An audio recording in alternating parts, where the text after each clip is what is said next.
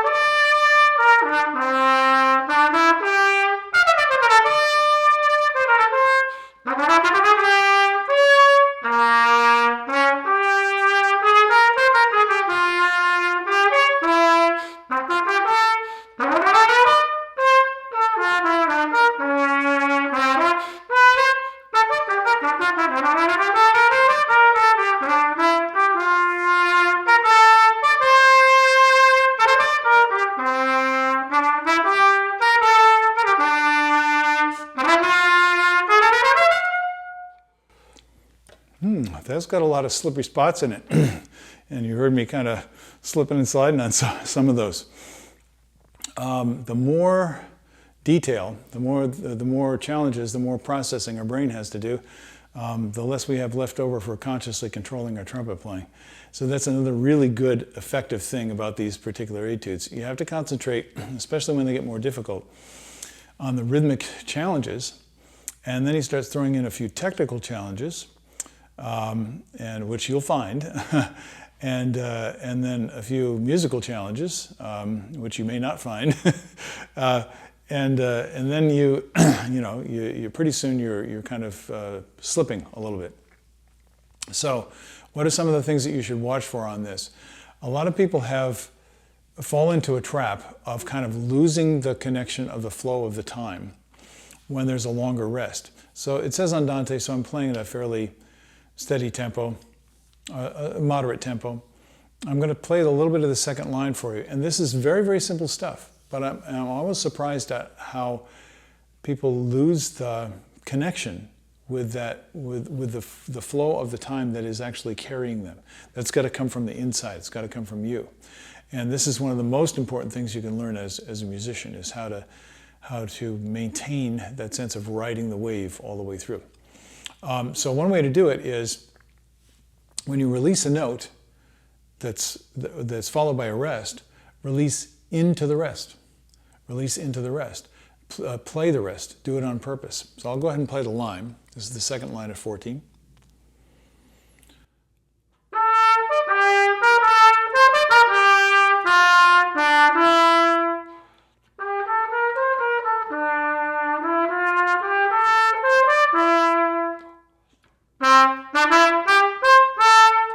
Now I continued on because you heard me going into the rest, the quarter note into the quarter rest, and then the downbeat of the third line is a rest.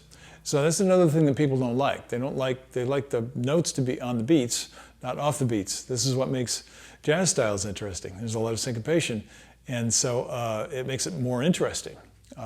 It's kind of jumpy style. So I think you could hear what was happening as I went into the third line. There's that dee da dee da da da da da da. You notice the ties? That's another thing that gives people trouble. So if you're having difficulty with any of these things, one thing you can do is put a metronome on it in the subdivision. Now that doesn't work when you're changing subdivision every beat or even every other bar. But it works when you have a pattern with the same subdivision. So for example, in the second line, when you have the triplets,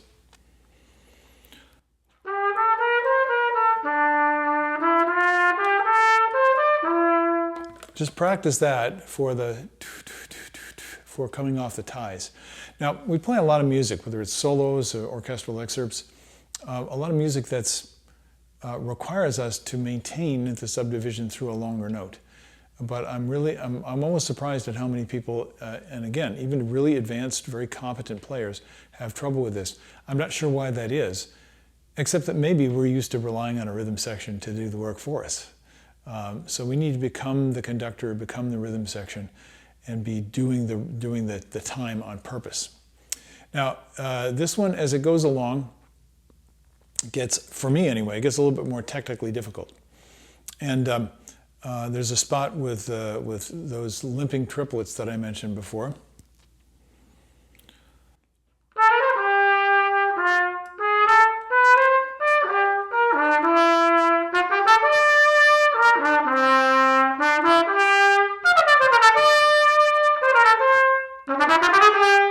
So you have several different subdivisions in there, and it can kind of get it can start to pile on. So whenever you're feeling uncomfortable, whenever you're feeling like your playing is suffering, maybe your sound is suffering, you're having trouble with the response, you're starting to get tight. It could be just because you're not, it's not clear enough in your mind what's happening with the rhythm. That's really, really important to check whenever you're working on stuff like this. So let's see, at the end you run into a lot of stacked up subdivisions. Yeah, where's a good place to start? Yeah, kind of where I left off. This is the third line from the bottom.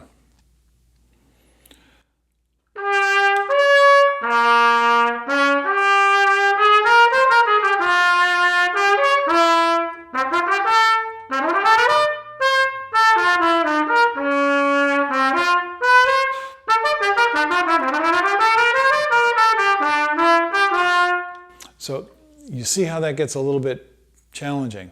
If you can't say it just like that, then don't bother playing it on the trumpet. You got to practice that first, because your body doesn't know what to do unless it knows when to do it. And so that's why it's so important to work on the integrity, I guess you'd say, of the rhythm. You heard the ties, you heard the rests, the offbeats. So he keeps on throwing more and more things in there that they know are going to be challenging for a lot of people, and they certainly are. Another little detail before I let you go is right where I stopped, it went into dotted rhythms, and then you have dotted eighth 30 seconds. Now that's not a big deal, but again, I want you to try and play these literally first. So you're doing something like you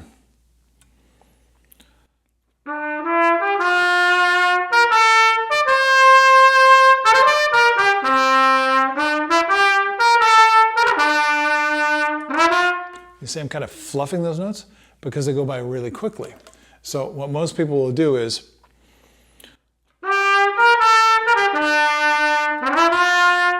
slow it down a little bit in order to make it easier to play technically. That's the one thing you don't want to do. Challenge yourself, play it slower if you need to, but play it with the proper rhythm. That's one of the most important things when you're working on difficult rhythms to keep in mind, is make sure that you're really playing the rhythm accurately and play at whatever tempo is easiest to do that at first. So there are some finger things and some other things that are challenging there, at least for me.